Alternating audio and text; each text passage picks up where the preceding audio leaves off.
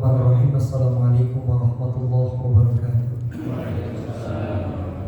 Alhamdulillahilladzi karramal insan bil akli wal bayan wa faddala bidzalika min sa'iril hayawan. Asyhadu an la ilaha illallah wa asyhadu anna Muhammadan abduhu wa rasuluh la nabiyya wa rasula ba'da. Allahumma shalli wa sallim wa barik ala sayyidina wa maulana Muhammadin wa ala alihi wa sahbihi ajma'in. Subhanaka la ilma lana illa ma 'allamtana innaka antal alimul hakim. Rabbi shrah li sadri wa yassir li amri wahlul 'uqdatam min lisani yafqahu qawli. Amma ba'du. Sadatul kiram, para asatizah, para guru, para ulama, para tokoh masyarakat, para hujaj, Bapak Ibu jamaah Masjid Al-Barakah yang dirahmati oleh Allah Subhanahu wa taala, wabil khusus Ketua DKM Masjid Al-Barakah Mukarram Bapak Ustaz Dalail beserta seluruh jajaran pengurus yang sama-sama kita hormati. Alhamdulillah wassalatu wassalam ala Rasulillah. Ini tadi pagi saya dihubungi Pak Taryono, Ustaz nanti malam jadwalnya insyaallah, karena tadi setelah kuliah subuh acara subuh MUI lanjut ke Ciledug, selesai dan ada acara lagi hanya malam, 3 tempat saja. Tiba-tiba tadi jam 5 saya dikontak, Habib Umar mau hadir ke Jatiwung, saya diminta untuk mendampingi. Nanti ada beberapa juga dari pesantren Al-Istiqlaliyah Cilongo. Makanya saya tanya, gimana? Udah disiapin apa udah dimasak buat apa namanya? Makanya saya gak mau mengecewakan banyak jamaah dan juga pengurus masjid. Saya bilang saya sempatkan hadir, nanti saya sholat isya di sini, tapi nanti mungkin waktunya tidak terlalu panjang gitu ya, karena saya harus melanjutkan ke tempat berikutnya. Bismillahirrahmanirrahim. Tadi Pak Jitaryono WA saya, kalau bisa dibahas sedikit yang dulu pernah mau dibahas. Apa itu saya lupa, kalau nggak diingetin, terkait masalah bab sholat. Baik, ini saya hanya mengulas, nggak sedetail barangkali Ustadz yang mengajarkan bab fikih di sini. Ini hanya sebagai tambahan maklumat. Oh, kalau orang biasanya bikin teh ya cuma air panas, gula sama teh, ternyata ada loh teh susu ditambahin susu gitu. Jadi ini biar penambahan saja gitu, maklumat. Oh, ternyata takbir itu bukan cuma 1, ada 2, ada 3 dan lain sebagainya. Ini saya langsung ke bab bagian rukun. Insyaallah di pertemuan selanjutnya saya mulai dari awal tentang sholat dan lain sebagainya. Karena ada yang bilang, Ustaz, dia sholat tapi kok dia masih akhlaknya gak baik. Atau barangkali sering kita dengar dia sholat tapi dia masih korupsi.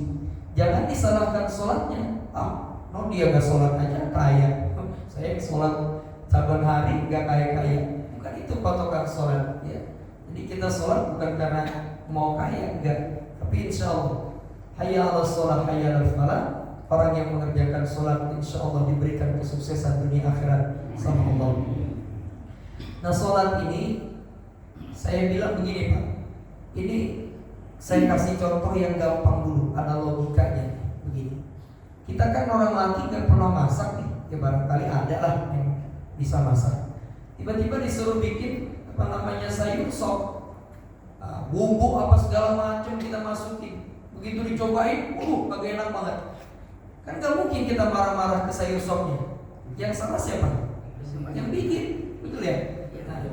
Maka begitu juga kalau melihat ada orang sholat, kok akhlaknya buruk, bukan sholatnya yang salah, tapi yang mendirikan sholatnya. Barangkali sholatnya gak khusyuk, barangkali dia meninggalkan yang rukun atau yang sunnah-sunnahnya ditinggalkan, barangkali sholatnya belum tepat waktu dan lain sebagainya. Maka ini nanti kita ulas. Kalau bumbunya itu bikin sayur sop udah pas, pasti rasanya enak. Kalau sholatnya juga sudah tepat, insya Allah ya sholatnya akan berefek kepada nilai-nilai positif, Apa itu? Inna sholata tanha 'anil fahsya wal munkar.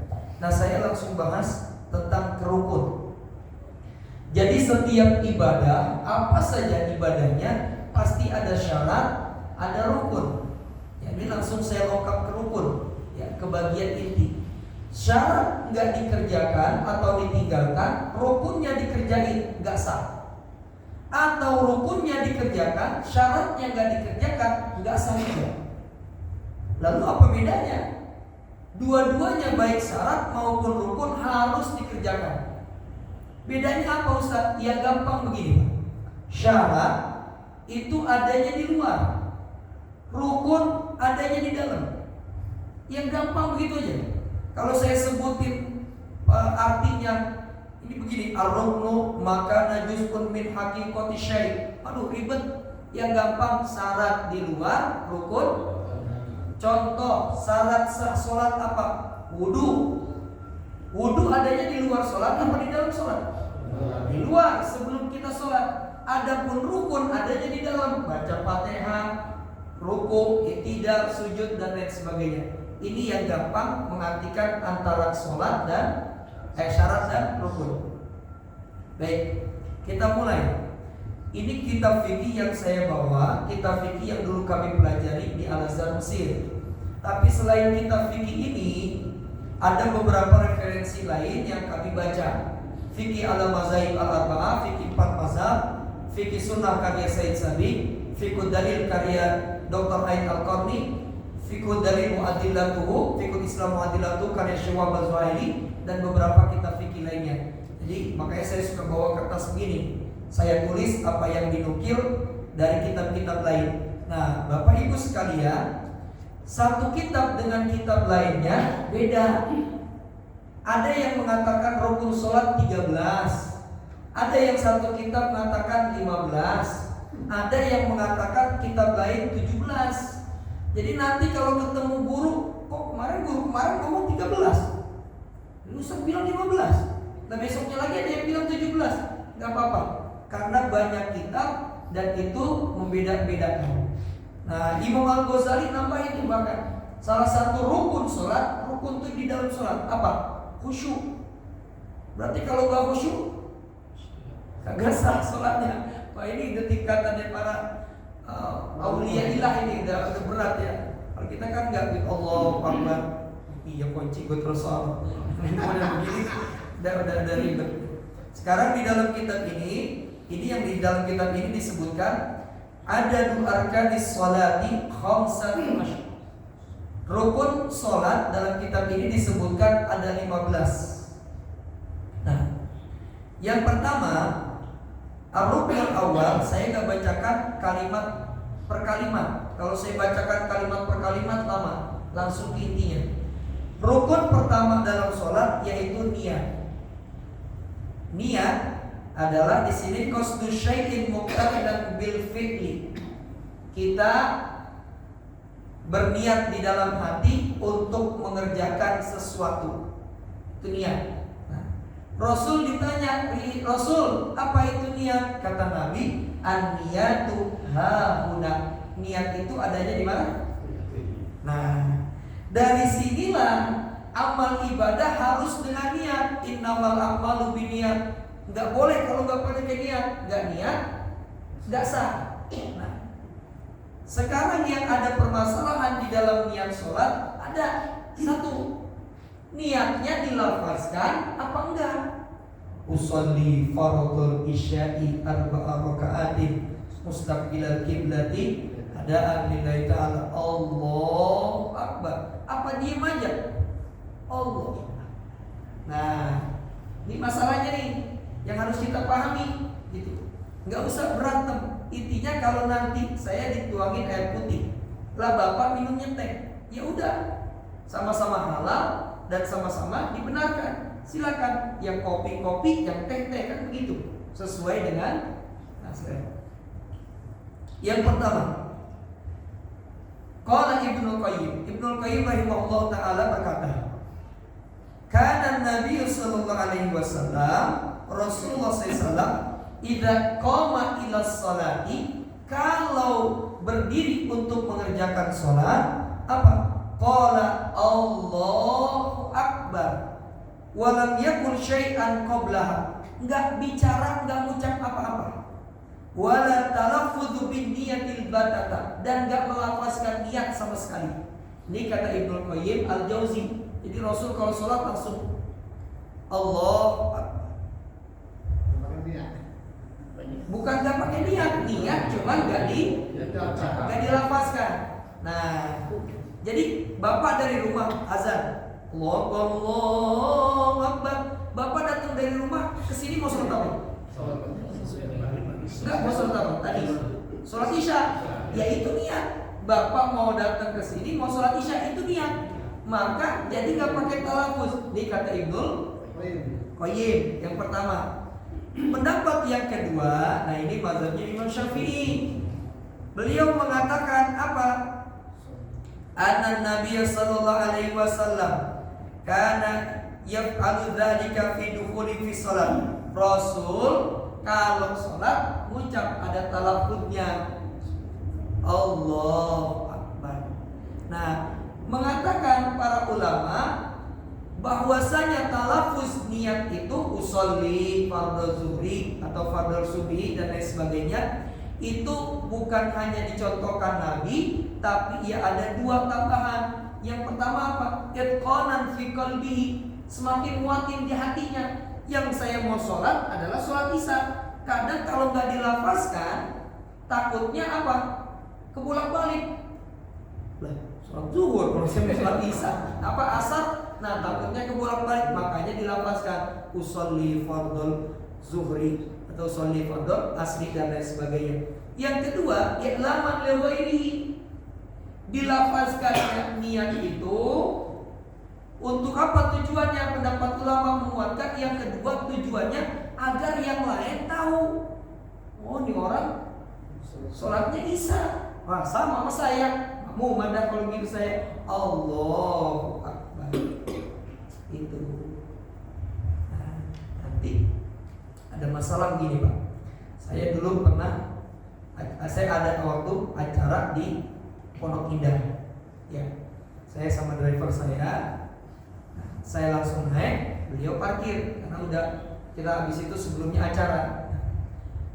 Saya langsung ke naik lantai 2, sholat zuhur.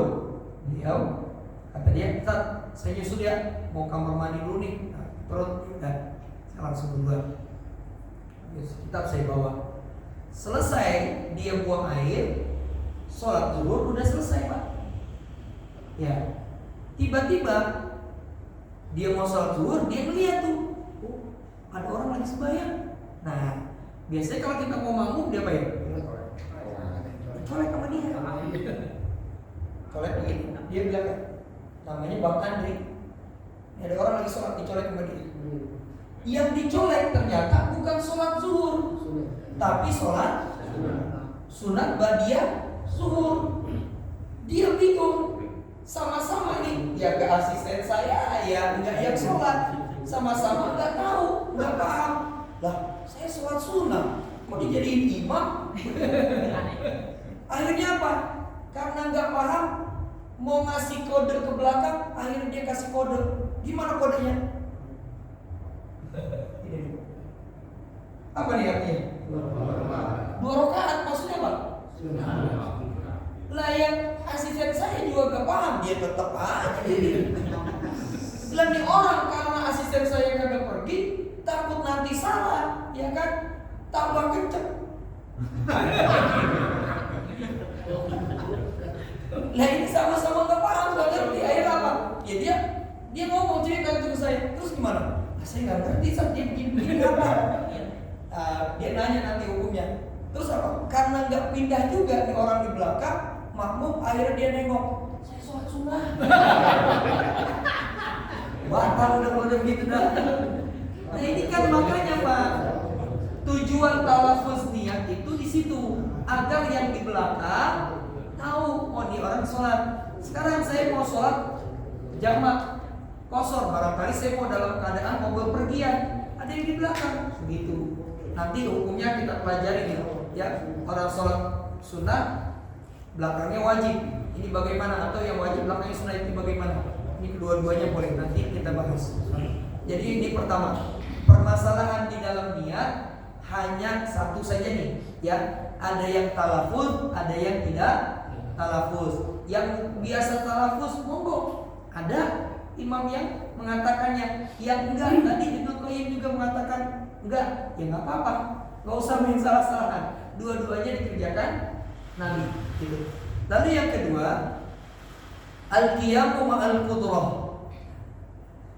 Rukun yang kedua dari sholat yaitu berdiri bila mampu. Di sini ada kata bila mampu.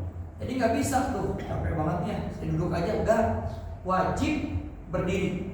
Tapi kalau seumpama Ustaz, asam urat saya kambuh, nggak bisa diri kaki saya, boleh duduk. Kalau misalkan dia nggak bisa diri, maka dengan cara duduk. Duduk nggak bisa, maka dengan cara apa? Wa ala jambin. Maka fa in lam yastati fa qa'idan, fa in lam yastati fa ala jambin. Kalau dia nggak bisa diri, duduk. Nggak bisa duduk, berbaring. Berbaring. Kemarin anak saya dirawat, Pak. Saya salah masuk, udah puyeng ya. Anak dua-duanya dirawat, Masya Allah. Salah masuk, begitu saya lihat masuk, ya Allah. Orang diinfus kiri kanan, ininya pakai oksigen. Di sini ditempel apa? Tahu tuh, ya Allah karim ya. Itu kalau udah begitu bagaimana? Maka nggak bisa pakai gerakan. Dia berbaring cukup pakai isyarat. Boleh dengan kedipan mata, boleh. Allah Akbar. Boleh. Kalau memang dia udah nggak bisa bergerak sekali. Tapi kalau masih bisa bergerak, pakai tangannya dan lain sebagainya. Ruku sujudnya anggukan kepala, gitu. Ustaz, diri nggak bisa, duduk nggak bisa, berbaring nggak bisa menggerakkan badan, pakai isyarat nggak bisa, kita bantuin. Iya, kita sembahyangin. Itu terakhir. Nah, ini dalam permasalahan diri, ini nggak ada permasalahan, ya. Nah, yang ketiga ini banyak permasalahan. Rukun yang pertama apa tadi? Niat. Rukun yang kedua berdiri bila mampu. Rukun yang ketiga, nah ini yang banyak permasalahan. Apa itu? Takbiratul ihram. Takbir artinya takbir. Ihram artinya haram. Maksudnya apa? Setelah dia takbir pertama memulai sholat, haram atau dilarang bergerak selain gerakan sholat atau mengucap selain daripada bacaan sholat. Tadi tuh nengok, bukan gerakan sholat sampai ngucap, itu bukan bacaan sholat, maka batal. Disebutnya takbir pertama memulai sholat, takbiratul ihram. Wa hiya fardun bil ijma'. Ulama semua sepakat bahwasanya takbiratul ihram itu bagian wajib atau rukun daripada sholat.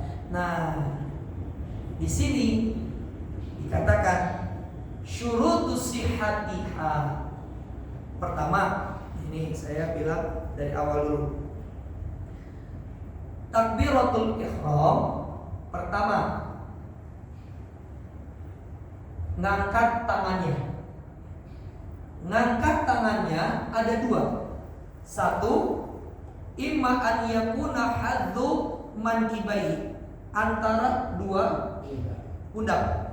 Allahu Akbar. Mau lebaran dikit, Allahu Akbar. Ini paling pendek di antara pundak. Jadi nggak boleh dipusat begini, nggak boleh. Ini paling pendek. Hazu mankibai, Allahu Akbar. Atau di sini boleh.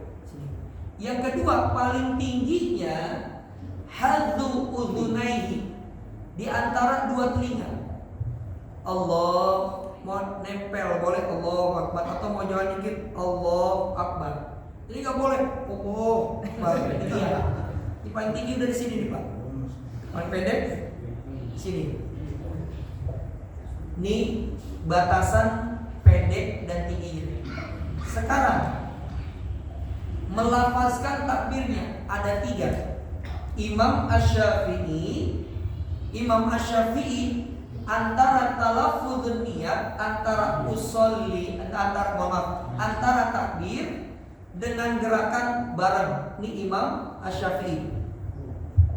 Allahu Akbar bareng.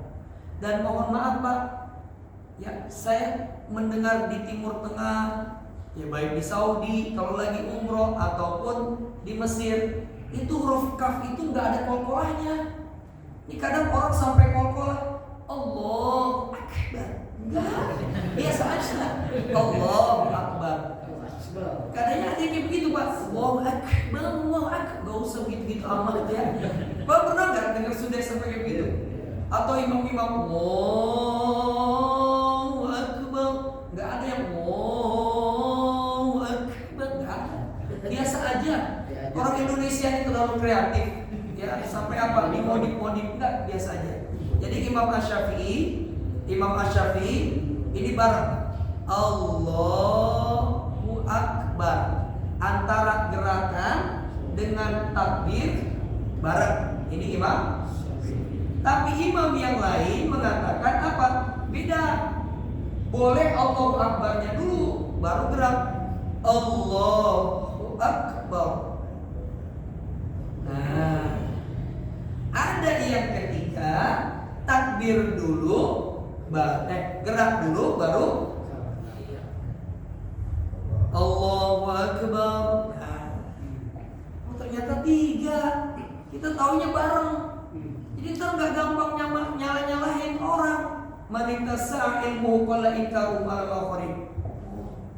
Gitu tuh. Coba kalau kita belum tahu, aliran mana nih? Bukan aliran mana? Ada semuanya. Nih. Yang kedua, sekarang naruhnya di mana? Setelah takbir, naruhnya di mana? Pertama, Imam Asy-Syafi'i. Imam Syafi'i ada dua. Allahu Akbar. Ma baina surrah wa sadri, antara pusar dengan dada. Allahu Akbar. Nih, pusar dada. Satu. Imam Asy-Syafi'i yang kedua disebutkan di mana? Ini di sini nih, Pak. Allahu Akbar. Di sini, di dada. Nah, saya melihat ada orang bukan di dada tapi di mana? Di pinggang. Saya tanya, itu kenapa di situ? Apa kata dia? Dulu zamannya Umar bin Khattab lagi perang. Jadi kalau ada musuh siap langsung. Oke, kita terima hujahnya. Tapi kan itu lagi perang. Nah, sampean mau perang siapa? Jadi di sini nih Pak. Allahu Akbar. Maaf, kalau yang mengerti pasti di sini. Bukan di sini. Bukan di pinggang, di sini. Nih, ada. Ini Imam Syafi'i, satu di sini antara pusat dengan dada, yang kedua sini. Nah, dua Imam Malik. Imam Malik nanti kalau umroh biar gak kaget. Kalau Imam Malik dilepas, saya diri biar kelihatan. Allahu Akbar. Nah, ini Imam Malik. Kalau Bapak ngelihatnya di Masjidil Haram, di Masjid Nabawi, gak heran. Tapi kalau sembayangnya di Al-Barkah, begini. Nah, pertanyaannya, di Sulan atau ini Imam Malik. Siapa Pak yang protes dulu? Imam Hambali, Allah Akbar, Ahmad bin Hambal di sini. Allah Akbar di bawah pusat. Kalau Bapak lihat orang ini, yang perut-perutnya maju ini, enggak, Imam Malik di sini. Allah Akbar, Imam Malik, Imam Syafi'i di sini, terus di sini Imam Hambali. Nah, kalau kita belajar kitab Sifatus Sholatun Nabi, itu di situ yang biasa dipakai sama saudara-saudara kita orang Wahabi. Itu di dalam kitab Sifatus Sholatun Nabi, di mana? Allah Akbar, mereka di sini. Semuanya masing-masing sekali lagi ada rujukan dan ada tuntunan. Jadi udah gak usah kita saling salah-salahan. Semuanya ada semua. Cuman kita biasanya makanya di sini. Dan yang kedua, begitu naruh udah langsung taruh aja. Gak usah pakai diputer-puter. Allah. Saya tanya kenapa alasannya? Oh, sunnahnya kan taqdimul yumna, mendahulukan kanan daripada kiri. Jadi Allah. Tapi saya gak nemuin hadisnya, belum menemukan. Kalau saya gak nemukan sombong, belum menemukan hadisnya. Rasul sholat muter, Allah. Ada itu. Ada lagi yang kayak model pendekar. Allah, wah, Allah. Udah nggak usah begitu-gitu Pak, biasa aja. Allah Akbar. Ini meletakkannya. Ya, tadi cara takbirnya paling tinggi di telinga, paling ini di. Terus ada yang langsung bersautan berbarengan Imam Syafi'i Allahu Akbar, ada yang Allahu Akbar baru gerak, ada yang gerak dulu baru Allahu Akbar. Nah, lalu takbiratul ihram ini punya syarat. Kalau syaratnya gak dipenuhi, gak sah. Masya Allah. Dari awal mulai sholatnya kalau udah salah, gak sah sholatnya. Apa? Yang pertama, an yatalaffadhu bi takbiratil ihram wa huwa qa'im. Kalau dia mengucap takbiratul ihram harus udah dalam keadaan posisi berdiri sempurna. Kadang pas sholat tarawih nih banyak. Nah kan begitu mau rakaat selanjutnya kan karena cepat tuh tarawih. Pagi 23. Allahu Akbar. Nah, enggak boleh. Syaratnya apa? Harus sudah berdiri sempurna baru Allahu Akbar. Berdiri sempurna. Yang kedua apa? An yantiqa biha hala istiqbalil kiblat. Pertama udah berdiri sempurna, udah ngadep kiblat, baru mulai Allahu Akbar. Ini syarat kedua. Syarat pertama berdiri sempurna, yang kedua yaitu menghadap kiblat, yang ketiga nih dulu dipermasalahin sama orang yang ngaku jadi nabi. Apa? Tidak sah sholat kita, takbiratul ihram kita apa? Kalau tidak antakuna bil lughah al arabiyyah, wajib pakai bahasa Arab. Ada orang di daerah Surabaya namanya Yusman Roy. Dia bilang sholat itu harus khusyuk. Setuju gak? Biar khusyuk kita harus paham bacaan sholat kita. Setuju? Setuju kan?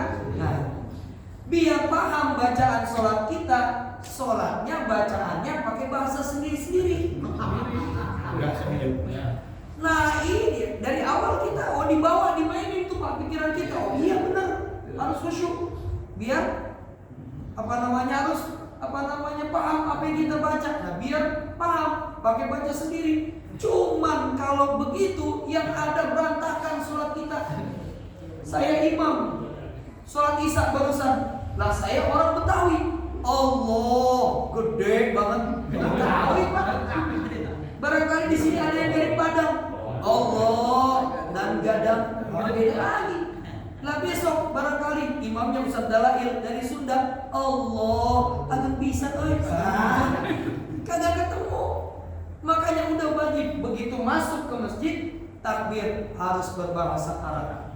Nah, yang keempat nih Pak, ini bisa jadi kita meninggalkan nih. Di sini kalau kita tinggalkan syarat daripada takbiratul ihram apa? Maka kita enggak sah.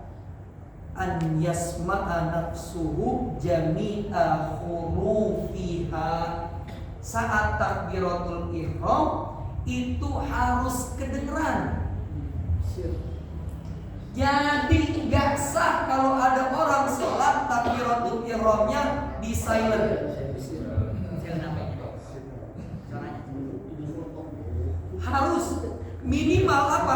Minimal dengan suara lirik. Allah. Minimal dia dengar sendiri. Harus dilafazkan. Ini hati-hati nih. Jadi saya kadang ada orang sholat samping saya. Diam aja.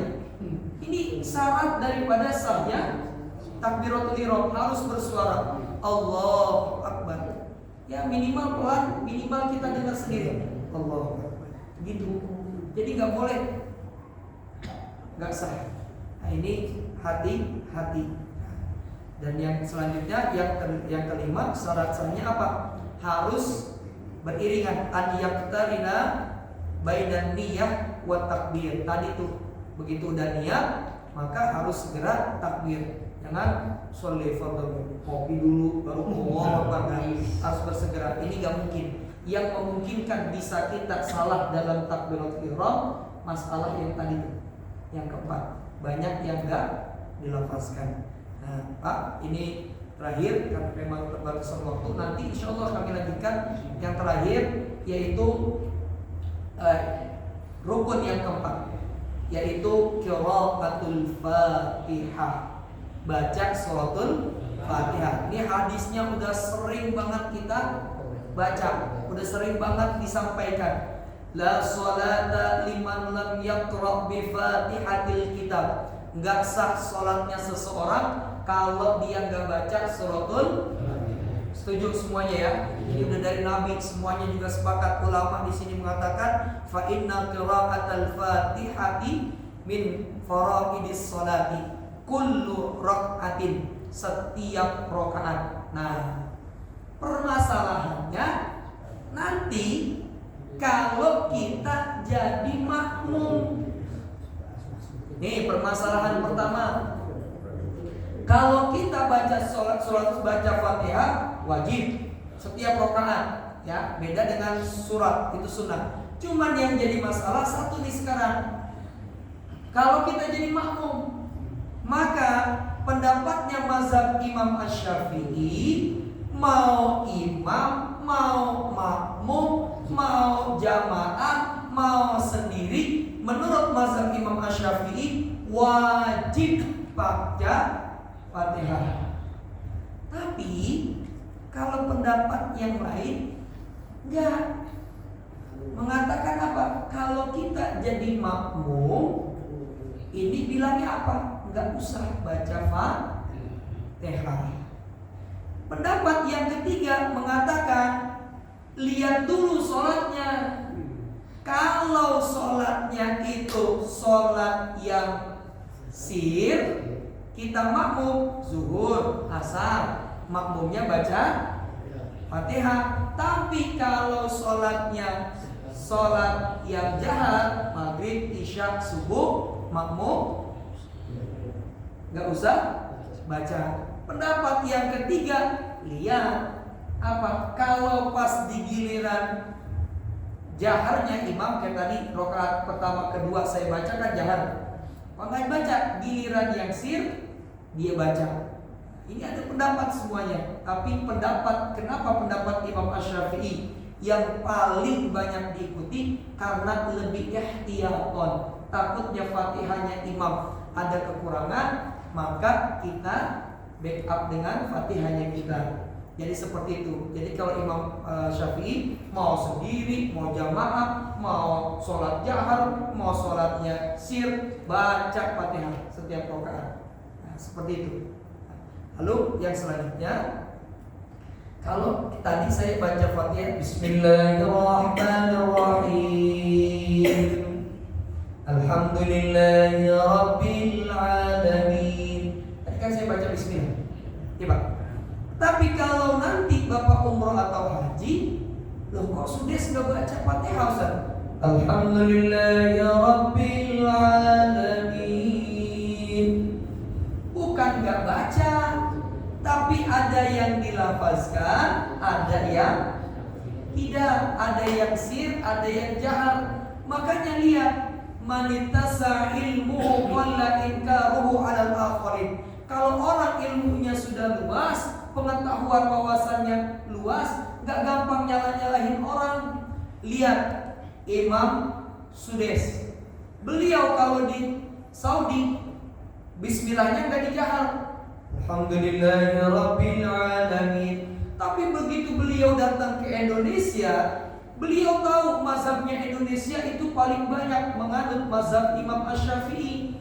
Apa yang terjadi? Ketika beliau datang lalu sholat Jumat di Istiqlal, jadi imam, beliau jaharkan basmalah beliau, Bismillahirrahmanirrahim, Alhamdulillahirabbil alamin. Ini yang baiknya seperti ini dalam beragama.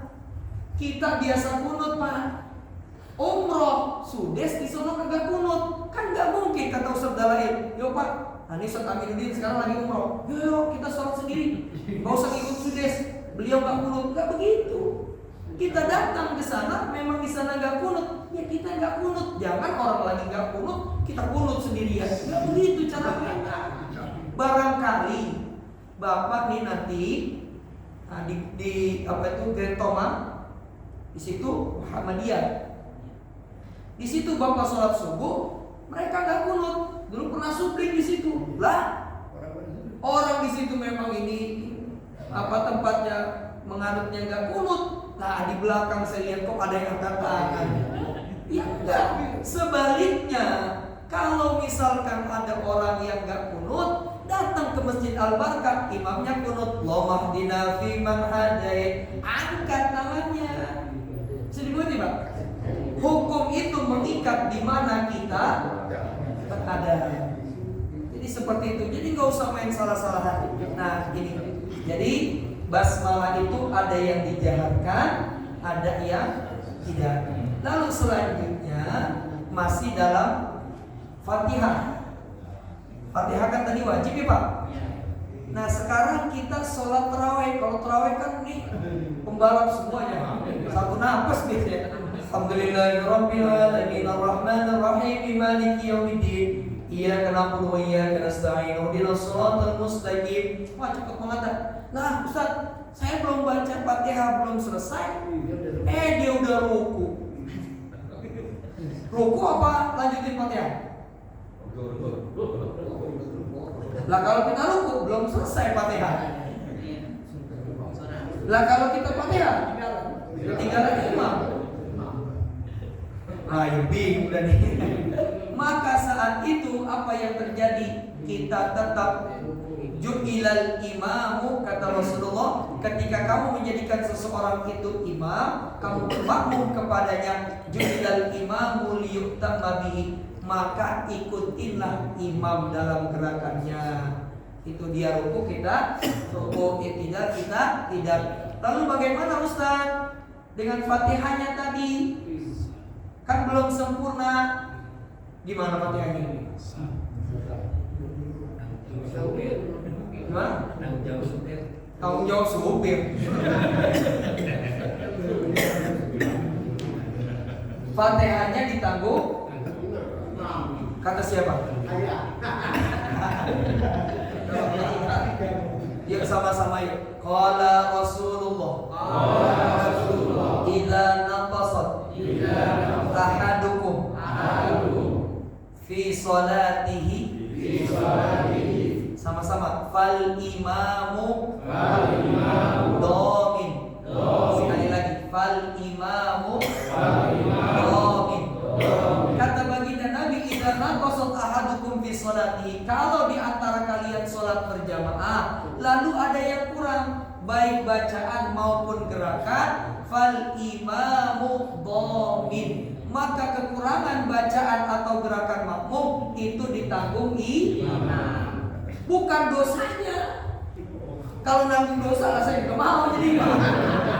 Maksudnya apa? Bacaan dan gerakan si makmum yang kurang tadi sudah menjadi bacaan dan gerakannya kan tadi imam udah sempurna Fatihahnya, maka kekurangannya menjadi disempurnakan dengan Fatihahnya imam. Jadi bukan kata ustaz, bukan kata siapa-siapa, tapi kata Rasulullah, fal imamu dhamin, imam yang nanggung, bukan supir Pak. Gitu. Nah ini beberapa terkait masalah Fatihah. Dan kalau jadi makmum saat imam baca waladhdallin,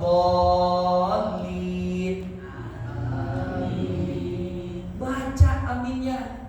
Kenapa? Memang sunnah, tapi pahalanya besar kata Nabi. Man wafaqa ta'minahu ta'minal malaika, orang yang aminnya bersautan dengan aminnya para malaikat yang ikut menyaksikan sholat kita, ghufira lahu ma taqaddama min dzambi, dosa-dosa di masa lalunya diampuni oleh Allah.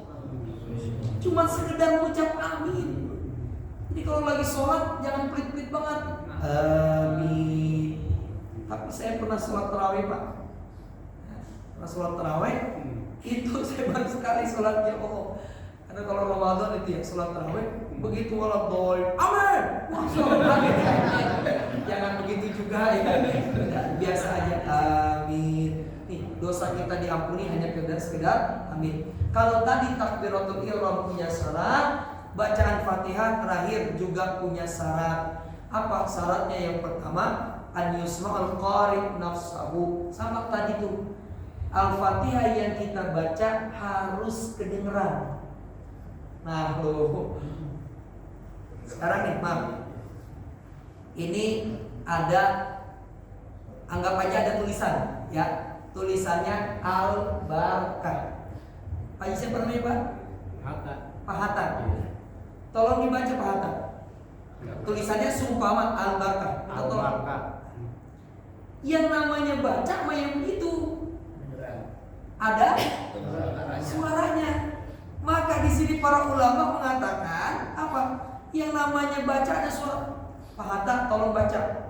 Udah Ustaz, saya nggak dengar. Maka bacaan Fatihah itu, ya, yang namanya baca Fatihah harus kedengeran, minimal dirinya sendiri. Paling tidak apa? Bibirnya gerak. Giliran waladhdallin amin, dia baca Fatihah mingkem aja. Gak sah. Minimal gerak. Tuh. Karena yang namanya baca tadi, ya kalau mau dengan suara lirik. Kalaupun gak mau dengan suara lirik, takut apa? Mengganggu kiri kanannya, minimal bibirnya. Jadi gak mingkem.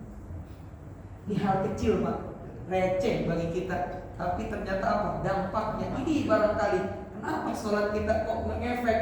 Takbiratul ihramnya, Fatihahnya ada kekeliruan. Nah ini. Yang kedua, an yarattabal qira'ah hasba tartibiha, harus urut. Alhamdulillahirabbil alamin, arrahmanir rahim terus.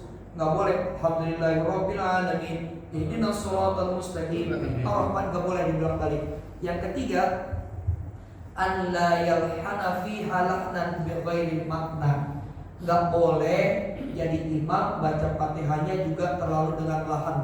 Mentang-mentang qori jadi imam Bismillahirrahmanirrahim. Begitu. Assalamualaikum warahmatullahi wabarakatuh. Mau ikut kalau begitu. Ya, kagak. Ya. Jadi bacanya udah biasa aja Bismillahirrahmanirrahim itu. Dan jangan juga di lahannya dibacanya. Ini sekarang ada orang bacaannya pakai apa? Gaya-gaya apa tuh yang bukan sinden? Apa yang dari Jawa itu apa? Bukan campur sari, Pak. Langgam, benar. Enggak boleh juga dipakai langgam Jawa. Kadang kan ada, mohon maaf ya, meskipun tajwidnya benar, jangan. Sekarang begini deh, Pak. Lagu Indonesia Raya kita nadakan nada dangdut. Boleh gak? Enggak boleh gak? Boleh kan? Enggak boleh, Pak. Boleh, cuman apa? Mengurangi khidmatnya. Yang lagu Indonesia lah, Indonesia tanah kan gak boleh dilaguin. Nah begitu juga apalagi Al-Quran suratul Fatihah, tajwidnya boleh bener, tapi apa? Coba kalau saya baca Fatihahnya gayanya dangdut seumpama, contoh doang, maaf. Dangdutnya siapa contoh? Oh, apa namanya? Ayu Ting Ting, alamat palsu. Di mana Alhamdulillahirabbil alamin. Tak kata maunya terus. Begitu. Jadi nggak boleh. Ini mohon maaf, saya pernah mendapati Pak imamnya pakai langgam Jawa jadi imam. Aduh, masya Allah. Hati-hati, nggak boleh, udah yang lurus-lurus aja. Nah ya. Lalu yang selanjutnya an yaqra'aha bil arabiyyah. Tadi sama harus pakai bahasa Arab, dan an yaqra'a musalli wa huwa qa'im, dan juga membacanya dalam keadaan berdiri. Ini beberapa hal terkait rukun. Kita baru sampai ke rukun keempat. Dan juga bagaimana Ustaz kalau Fatihahnya itu pada sholat zuhur asar kan gak dibaca ya dengan sir. Maka sholat sunnah pun demikian. Duha, qobliyah, ba'diyah zuhur asar itu ba'diyah qobliyahnya asar itu juga tetap disir. Tapi kalau yang malam, nah ini bebas. Bapak mau tahajud bersuara boleh, dengan suara diri pun boleh. Jadi titik pesan kami satu, kalau kita baca suratul Fatihah ada takbiratul ihram harus disuarakan. Takbir pertama Allahu Akbar, mau pelan boleh, begitu juga Fatihah Alhamdulillah. Nah makanya mungkin sering dengar karena imam kan ditempel di sini Pak. Kok imam rakaat ketiga keempat saya masih suka dengar Ustaz karena mengamalkan ini gitu ya. Tapi kalau bisa jangan terlalu kencang. Kenapa? Karena kata Rasulullah, kullukum kalian semua itu munajina bi rabbikum. Kalian itu sedang bermunajat kepada Tuhan kalian, maka jangan saling mengganggu. Maksudnya apa? Jangan sampai ibadah kita jadi fitnah buat orang lain. Nanti ada Pak, berdiri itu boleh begini, boleh begini. Tapi saya lebih memilih begini, nggak mengepel. Kenapa? Takutnya kalau yang nggak paham samping saya, orang sholat lupa. Dan saya kalau sholat juga kalau makmum saya selalu pakai sholat cincin. Ini kebetulan saya lagi nggak pakai. Ya kalau yang pakai cincin apalagi yang gede lagi sholat taruh aja dulu lepas. Takutnya apa? Nanti begitu tahiyat kata yang samping, baca kasihan ya. Mohon maaf, saya tidak buka pertanyaan. Insya Allah nanti di pertemuan selanjutnya yang mau bertanya, insya Allah kita lanjutkan. Dan silakan, ini karena saya harus mengejar ke acara selanjutnya untuk mendampingi Habib Umar. Mohon maaf atas segala kekurangan dan khilafan. Mohon ridhonya. Kita tutup dengan bersama membaca doa kafaratul majlis. Sebelum saya tutup, kita baca dulu suratul Fatihah. Mohon maaf, kita doakan guru kita Ustaz Aminuddin yang saat ini sedang melaksanakan ibadah umroh dan beserta istrinya. Mudah-mudahan beliau dan juga jamaah umroh lainnya diberikan keselamatan, diberikan kesehatan, kembali ke tanah air, kembali ke rumah dalam keadaan sehat walafiat, selamat, dan membawa umroh yang diterima, umroh yang makbulah. Dan kita semua yang berdoakan semoga Allah mudahkan kita semuanya untuk bisa melaksanakan haji dan umroh. Ala hadhihi niyyah li haqi sayyidina Muhammad sallallahu alaihi wasallam. Al-Fatihah.